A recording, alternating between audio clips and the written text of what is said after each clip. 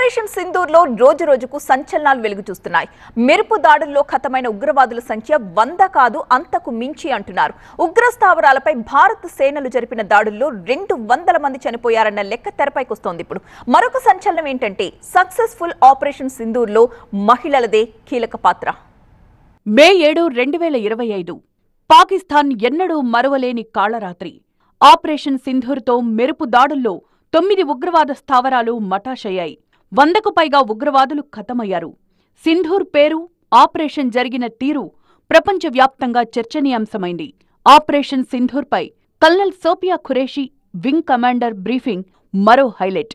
ఇక పాకిస్తాన్కు కాళరాత్రిగా మిగిలిన మే 7 ఆపరేషన్ సింధూర్ మెరుపు దాడుల్లో చనిపోయింది 100 మంది కాదు, 200 మందికి పైగా ఉగ్రవాదులు ఖతమయ్యారనేది లేటెస్ట్ ఇన్ఫర్మేషన్.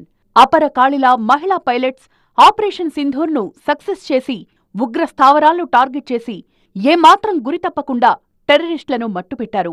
పాకిస్తాన్ సహా పీఓకేలోని టెర్రర్ స్థావరాల్లో విమెన్ పైలట్స్ మెరుపు దాడులు నిర్వహించారు. 170 మందికి పైగా ఉగ్రవాదులు, దాదాపు 50 మంది పాక్ ఆర్మీ పర్సన్స్ ఆపరేషన్ సింధూర్లో హతమయ్యారు. ఏప్రిల్ 22న పహల్గాంలో ఉగ్రవాదుల దాడికి ఆపరేషన్ సింధూర్ విజయవంతంగా ప్రతీకారం తీర్చుకుంది. 26 మంది అమాయకుల ప్రాణాలను పొట్టనపెట్టుకున్న ఉగ్రవాదులను ఆపరేషన్ సింధూర్ ఊచకోత కోసింది. Terror master mind Azhar Mohammed బంధువులు సహా లష్కరే తైబా టాప్ క్యాడర్ ఖతమయ్యారు. ఉగ్రభూతానికి తగిన శాస్తి జరిగింది. ఆపరేషన్ సింధూర్పై ఆ సేతు హిమాచలం అభినందనలు వెల్లువెత్తాయి.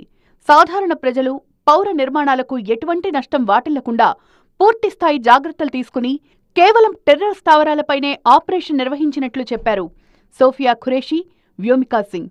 నాడు కాళీమాత అసుర సంహారం చేసినట్టు నేడు విమెన్ పైలట్స్ లీడ్ చేసిన ఆపరేషన్ సింధూర్ 200 మందికి పైగా ఉగ్రవాదులను మట్టుపెట్టింది.